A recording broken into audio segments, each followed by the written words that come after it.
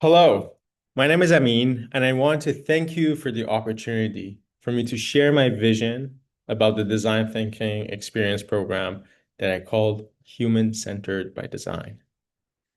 This is a 13-week learning experience I've designed based on the Stanford D School framework of design thinking. And my goal with this program is to design something that is practical, accessible, and rooted in real experiential learning, where students are not just learning about design thinking, but actually using it in real life beyond this program. A bit of background about me and how it's addressed some of the uh, approaches that I have in this teaching. My background sits at the intersection of research, teaching, and human-centered design practices.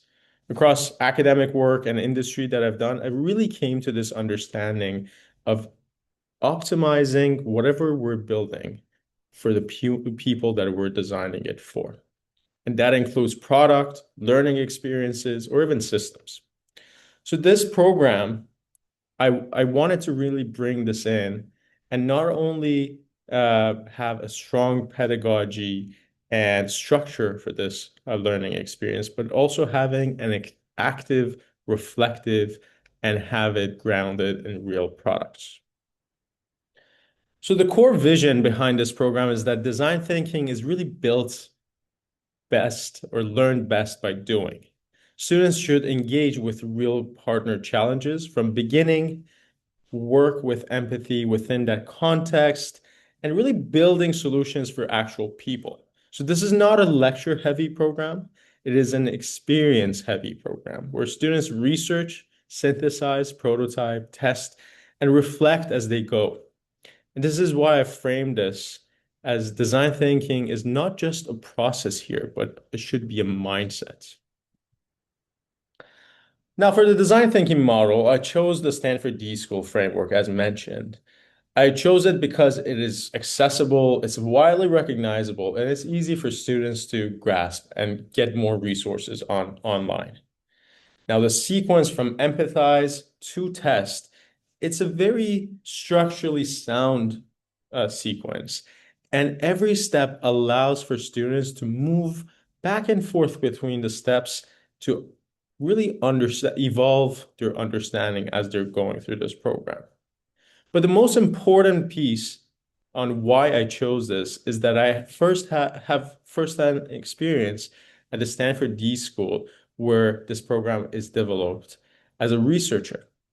I was there during my master's thesis and I saw how they're teaching the framework to various individuals, and I was able to help facilitate one of the cohorts as well.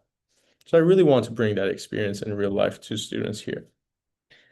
At a very high level, the program runs within 13 weeks, including the reading week session. Each week has two formats of a 2-hour workshop and a lab, which is really bringing that learning from the workshop to apply it to a real life scenario. Now, what is the learn a real life scenario? I will be arranging with an industry partner to find a case that students could work as a cohort from the beginning to the end of the 13 weeks. And by the end of the 13 weeks, to really share their learnings to the industry partner and get real life feedback from them.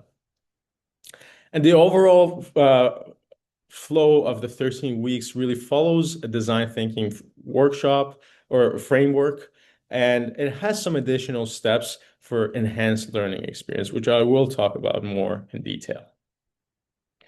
The first week, I really want to start with something that is not very conventional in design thinking. It's usually skipped, but I think it's very important. And that is mapping your own lens. Before students go out and research about ways to improve a product, they really need to understand and reflect internally. They need to understand their own assumptions, experiences, and blind spots, and bring that into the room.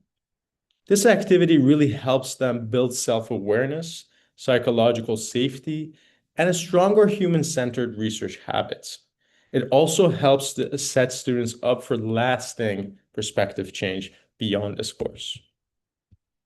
In weeks 2 to 4, students move into emphasize and define phase. First, they're introduced to the design thinking concepts through active exercises like peer interviews and debriefs. Then they visit the industry partner to really observe and build an understanding of the challenge within the context of that product that they're building. After that, they synthesize all of that learning and into various themes, identify patterns, and turn that raw data points that they've gathered throughout these 2 weeks into statements and really a set of focused questions. After that, once they've made sense of the problem space, they move into ideation. Week 5 bridges that shift from really understanding the problem better to opening up for possibilities.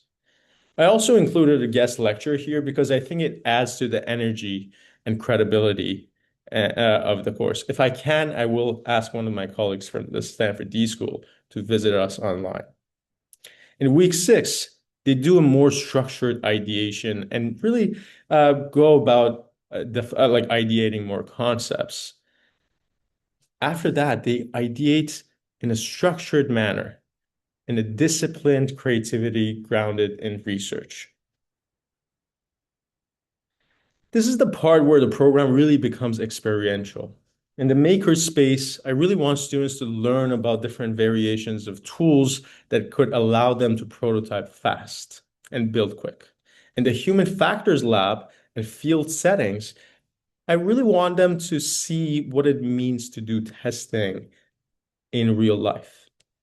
Then I want them to actually go ahead and test their prototypes with real users, capture some of that feedback and refine their ideas. I also have scheduled a researcher, Google UX researcher, as a guest session to be able to visit our classroom and talk about how things are done in the real world today. And by the end of this sequence, students have a real good understanding of the design thinking process and understand that design thinking isn't about a perfect answer really early.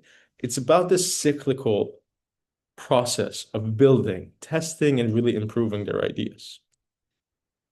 In week 12, students really present their work back to the industry partner and to one another. I designed this as more of a learning moment rather than a final presentation. And teams could communicate with each other and to the industry partner about their full journey. And it also allows them to learn from each other and across different challenges that they experienced. The final week is about final reflections and forward movement. I wanted students to take a step back and ask, what did we learn from here? What did we learn from the industry partners' inputs? And how can we move this forward? This really reinforces that good design work does not end at the presentation day, but it really continues through reflection, iteration, and implementation. One of the most important requirements in this brief was that designing for accessibility is important across a diverse range of learners. So I made that a core principle, not just an add-on of this learning experience. Every week includes multiple modes of participation, including verbal, written, visual, and hands-on engagement. The program uses small teams, structured reflections, and scaffolded activities so students can build confidence over time. I also included multilingual support and trauma-informed facilitation if need be. There's no test-based assignments, so this allows students to really focus on learning. And I've also included my office hours and encourage students on an ongoing basis to book time with me so they could learn. To close, the big idea behind this program is really simple. We're training students to listen before they solve. And this experience is meant to help learners build not only good design and design thinking skills, but also stronger habits of empathy, reflection, collaboration, and action. If successful, students leave with a practical understanding on how to work with real people, real challenges, and real ambiguity. Thank you, and I would be glad to discuss any parts of the program further with you.